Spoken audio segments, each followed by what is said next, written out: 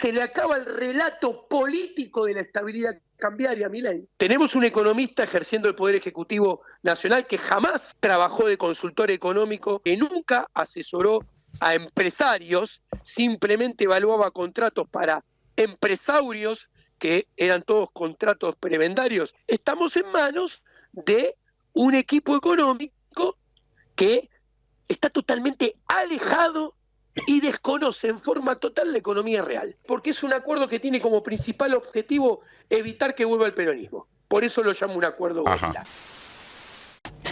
¿Qué tal? ¿Cómo andás, estimado? Bien, ¿vamos a nadar en dólares? Mirá, es interesante tu pregunta. Parece que la respuesta es negativa. Gracias. ¿Por qué? Me siento menos loco. Ayer el Javier Milei mandó por segunda vez al ministro de Economía a hablar para calmar los mercados y el ministro de Economía nuevamente fracasa una vez más. ¿Por qué? Pero esto es más grave, porque obviamente un segundo fracaso siempre es peor que el primer fracaso. Lo manda con lo que él creía, o sea, Milei manda con lo que él cree, Milei, que es la bala de oro al ministro de Economía, a hablar en la prensa y decir, bueno, decí que tenemos un acuerdo con el fondo por 20.000 millones de dólares, porque así logramos que los mercados reaccionen eufóricamente, aumenten los bonos, caiga el riesgo país, bajen los dólares paralelos y se achique la brecha. ¿Qué pasó? El ministro de Economía mintió descaradamente. El mercado se dio cuenta que el ministro de Economía estaba mintiendo. Era una zaraza, va. Exacto, no le creyó absolutamente nada y reaccionó al principio bien. Cuando se dio cuenta que estaba mintiendo unas horas después, empezó a reaccionar mal, sobre todo porque otros funcionarios del gobierno salieron a decir cosas totalmente diferentes y, como si esto fuera poco, después salió el Fondo Monetario y dijo, pare muchachos, esto no es así. Acá no se están pidiendo 20.000 millones, no se están pidiendo. No quiere decir que ya está cerrado ni que les vamos a dar, no se están pidiendo 20.000 y cuidadito, de esos 20.000, 14.000 son un asiento contable. Ahí hay una discusión de fondo, Diego, y es que ahora o después de las elecciones la devaluación va a existir igual. Porque la pide el propio fondo, ¿no? Porque Milei lo repite como un mantra, no voy a devaluar, no voy a devaluar, no voy a... Pero si a medida que le pedís más plata al fondo, el fondo te va a poner más condiciones. Pero el trasfondo que hay que comprender, que este acuerdo con el FMI, este nuevo acuerdo con el FMI, es un acuerdo gorila, mucho más político que económico, exactamente igual que lo que sucedió con el acuerdo del 2018 entre el FMI y Macri. ¿Y por qué lo llamás gorila? Ahí me desorientaste. ¿Por qué? Porque es un acuerdo que tiene como principal objetivo evitar que vuelva el peronismo. Por eso lo llamo un acuerdo gorila. Y te explico por qué. En el 2018, el FMI se afilia al PRO, hace una alianza con el gobierno de Macri, le da los dólares para su programa fiscal dinámicamente inconsistente para intentar que con esos dólares no se vaya todo al demonio, mantener las chances electorales de Macri en el 2019 para así evitar que vuelva el peronismo en las presidenciales del 2019. Con el diario del lunes sabemos que no le salió y que encima nos dejaron con la Baring Brothers del 2021 sobre nuestros hombros a todos los ciudadanos argentinos. La historia se repite, por eso el acuerdo gorila. Acá tenemos... Sí, se repite, te diría, con personajes parecidos. Si bien para el momento del acuerdo con el fondo ya no estaba Caputo y Sturzenegger, se repite... Sí, estaban ambos. ¿Caputo estaba? Cuando ¿Sí? se inicia... Sí, no fue Duhovne. Pero ese de Economía, pero estaba en otra secretaría. Ministro de... a ver, analicemos. Esto es increíble, porque viene es un detalle muy jugoso, ¿no? Cuando se acuerda con el FMI en el 2018, el presidente del Banco Central era Federico Sturzenegger, hoy ministro de Reforma del Estado. El ministro de Finanzas era Caputo, hoy ministro de Economía. Lo contás en el mundo y no te lo cree nadie, piensan que es una joda de videomatch. Si fracasa antes de las elecciones, el tipo de cambio salta, la brecha se amplía, ¿ok?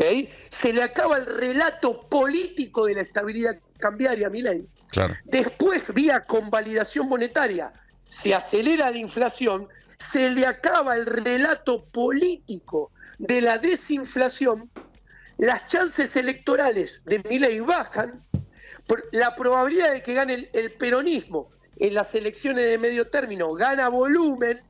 Si un peronismo disperso en muchos fragmentos, ¿no?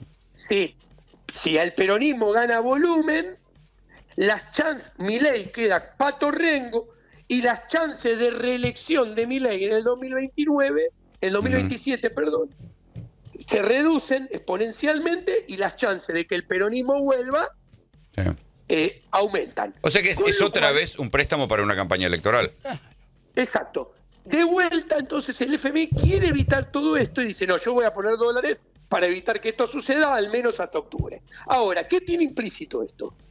Que si logran tapar el sol con las manos, si logran darle ibuprofeno a la infección, ¿qué genera el ibuprofeno? Genera que los perdedores de este modelo sigan perdiendo y pierdan más con el paso del tiempo hasta que dure esta alquimia. Del otro lado, sirve que los ganadores del modelo sonrían algunos meses más. Claro. Pero la infección se cura con antibióticos. No se cura yo lo veo en términos más dramáticos. Para mí es casi prolongar una estafa piramidal. O sea, gana el que salta a tiempo. Exactamente.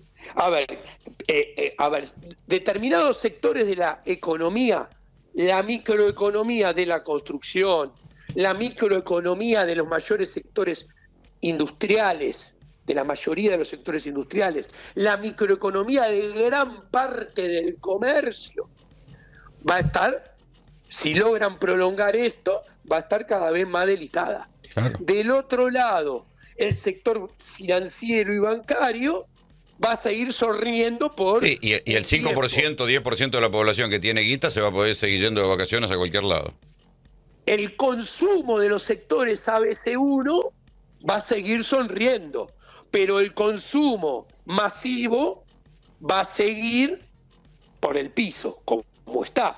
Uno mira los números de Sentia, uno mira los números del INDEC de supermercados mayoristas, de supermercados retail, y ustedes pueden ver que no se han recuperado nada, absolutamente nada. Ahora, ¿cuál es el problema? Que tarde o temprano va a terminar saliendo la inconsistencia dinámica flor de piel, con lo cual, cuando salte el tipo de cambio y después se vuelva a acelerar la inflación, que no podemos saber cuándo va a ser ni con qué magnitud, vamos a sufrir todos. Los que son perdedores van a ser más perdedores, y los que son ganadores se la llevaron, pero van a pasar a ser perdedores de vuelta. Sí, claro. Si no salieron a tiempo. A ver, espera un cachito, Fernando Cerolini te quiere preguntar algo. ¿Cómo le va, Giacomini? ¿Cómo está? ¿Cómo anda, señor? Yo estoy haciendo números y ¿cuántos meses faltan para octubre? Faltan 7 meses, 6 meses. Y al ritmo que va... Mayo, junio, julio, agosto, septiembre, octubre, 7 meses. Sí. 7 meses, bien. Y al ritmo que van de perder 2.000 millones de los últimos 15, 20 días, estarían perdiendo 2.000 millones de dólares por mes. Y los números no me dan, porque los 6.000 palos que se lo da el Fondo Monetario se lo comerían en 3 meses. ¿Cuál es qué otra zanahoria van a sacar? Porque, a ver, dígame usted, cuando dijo el tema del crawling peg al 1, Caputo le duró 1 mes y medio. A mitad del año pasado, cuando bajó la tasa de más, que dijo, no, ahora bajo la tasa porque no tiene sentido, le subió el dólar. Toma medidas que duran 1 mes, 2 meses. Entonces, ¿qué seguridad tenés ahora de que si te dan 6.000 millones de dólares, vos llegués a octubre? Porque los otros 14, como bien dijo usted, son para pagarle al propio fondo. A ver, certeza no tenés ninguna. de que llegue hasta octubre. Ok, lo que cuentan es, tengo un fondo del FMI y vienen el campo, la cosecha gruesa, me liquida, le prendo una vela y veo si como las dos cosas puedo llegar hasta octubre. Tan sencillo y como lo estoy diciendo. Ahora bien, la situación macroeconómica, monetaria, cambiaria, es mucho más delicada de lo que sugieren todos los números macroeconómicos.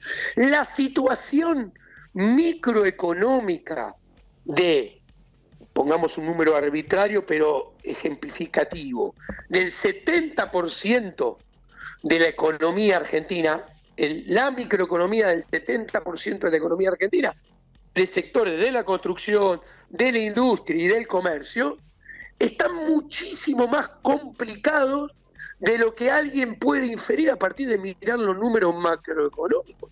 El gobierno, pensando solamente en la macro, y en manos de gente que tiene un total desconocimiento de la microeconomía productiva de Argentina. Tenemos un ministro de Economía que toda la vida se dedicó a comprar y vender papelitos y de macroeconomía no sabe nada. Tenemos un economista ejerciendo el Poder Ejecutivo Nacional que jamás trabajó de consultor económico en libre mercado y bajo la ética de la propiedad privada, que nunca asesoró a empresarios, simplemente evaluaba contratos para empresarios, que eran todos contratos prebendarios, que lo único que se trataba era de, bueno, vas a ganar una bocha, un tocón, un montón o mucho, ¿ok? Entonces, y a esto le adicionamos que hay otro ministro que es un bicho de oficina de universidad. Estamos en manos de un equipo económico que está totalmente alejado y desconoce en forma total la economía real. Sí, claro. Con lo cual, por eso también se entiende que Milei nunca va a un lugar en el interior y habla con los actores sociales.